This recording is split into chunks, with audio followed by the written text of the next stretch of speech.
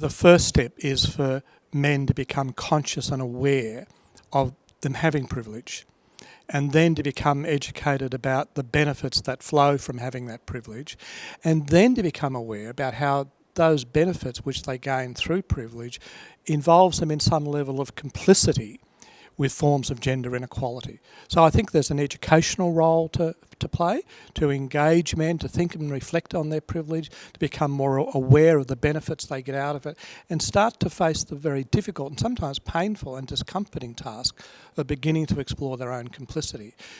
That's in the short term.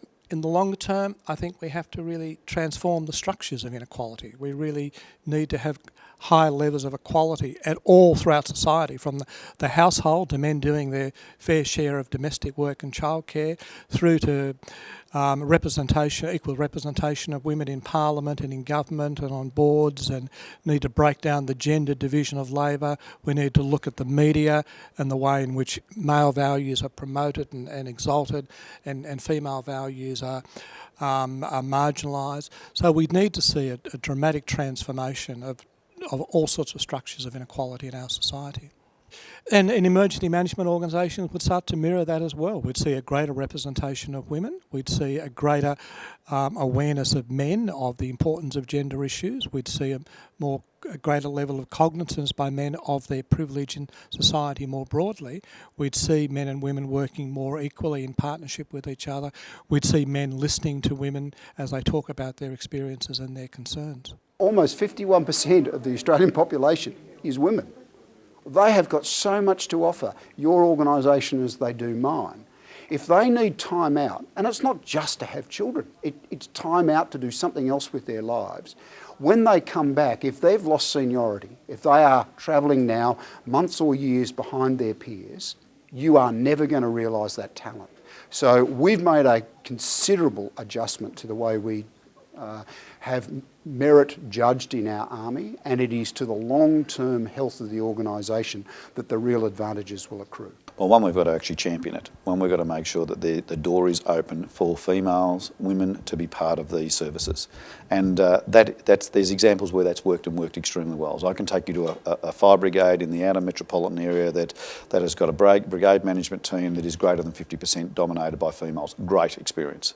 So that tells me that they've already opened the door up and have been able to see a diversity in gender come into the brigade. But there's other brigades across the state that are still male dominated. And if a female was to knock on the door, I'm not sure it'd be a welcoming open in the sense of the behaviour, the culture.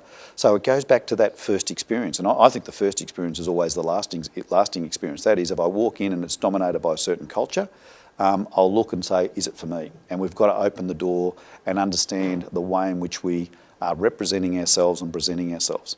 My role is to actually make sure the agencies understand that. I can't change that overnight. It's got to be changed at the grassroots. So I think those at the community level, those at the emergency services level that are servicing their community need to understand that and understand it better. That's not a criticism, it's actually an opportunity. It's an opportunity of the future that people need to say, we need to be better at what we're doing. The data's there to say we're male dominated in most instances. Let's take that opportunity to be better, more diverse, open, about letting those others in that may not have been there before. It's a really important step. And it's not just about gender, it's about a diversity in community. You know, that we're still probably very dominant in certain profiles within some communities. Let's open those doors to have that diversity issue open to what we need. It's important for our future. It's really important for our future. The middle level of any organisation is where the culture sits. Those people are the keepers of a culture, they're the cultural ambassadors. If you want change, that's the level you need to work at. So in terms of helping that group change, it's once again, I think, showing them that a different future, maybe to the one that they envisaged, is a future where they're going to not only play a part, but it's a future that's going to benefit everyone. Now, you do that once again either through the storytelling, either through changing the way people's performance is measured, through actually being quite strong about what behaviours are not tolerated. Because I go into so many organisations and they'll tell me, oh, gender equality is critical to this organisation. And I say, well, can I ask you, how many people have you exited because either they didn't reach their performance indicators around gender diversity, or they didn't exhibit behaviour which was aligned with that value, most organisations will tell me that that never happens. Well, there's your answer. If there's no action that's taken, if there are no consequences for not living the organisation's mantra around gender diversity, then people won't change. Absolutely. Take it out of a policy. That policy needs to be lived on the ground.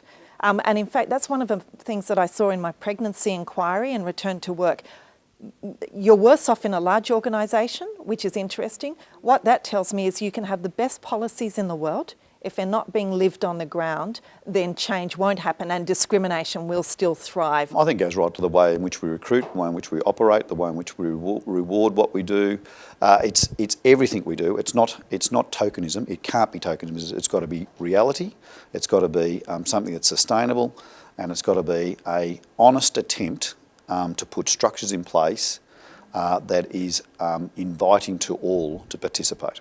We've had female firefighters since 1988, so for 27 years, I think that is, 25 years. Prior to that, there was no effect, absolutely no effect at all. Gender wasn't even factored in, whether it was around a station or whether it was when we actually acted in anger and went out to calls.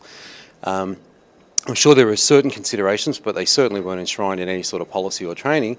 But now, since 1988, there's been a slow move towards proactive response to affect people more positively, as in men and women, together and separately. We work in a workplace that's unique insofar that we eat, sleep, wash and work there. So there has to be a consideration for gender. We have, as I said before, 64 out of almost 4% female firefighters in our workplace. And it's only recently, in the 2000s certainly, mid-2000s, that we've been looking at privacy issues, return to work conditions after maternity leave, say for instance. So there certainly has been some consideration, but it's only been recently, and it's because of, by sheer weight of numbers, the more females we have in the fire service, the more onus there is on the organisation to actually change things. We've been able to instigate certainly some gender-friendly workplace changes, as I said before, in regards to privacy. And uniforms are a huge consideration as well, where once a female firefighter was thrown a male uniform and make do with that. I think there may be still sectors or parts of organisations where that still happens, but certainly in the MFB we've gone in leaps and bounds as far as tailor-made, fitting uniforms and areas for female and male, for what it's worth, to have privacy whenever they get changed and when they clean themselves and when they sleep. There was a simple thing of the type of gear that was being issued. Look, if we're going to ask people to do something, let's make sure they're equipped properly. And here we had at one stage where, and it is a policy issue, that the gear, the clothing we're wearing, the gloves, the simple to gloves, were structured around the backdrop that it was for a male. That's not inclusion. That's actually very divisive in its own right. We need to respect and understand people and equip them appropriately. That's a really practical, but it's not the person at the grassroots can change that. That means leaders need to change things. Leaders need to change things to enable the grassroots to work effectively. That's our role.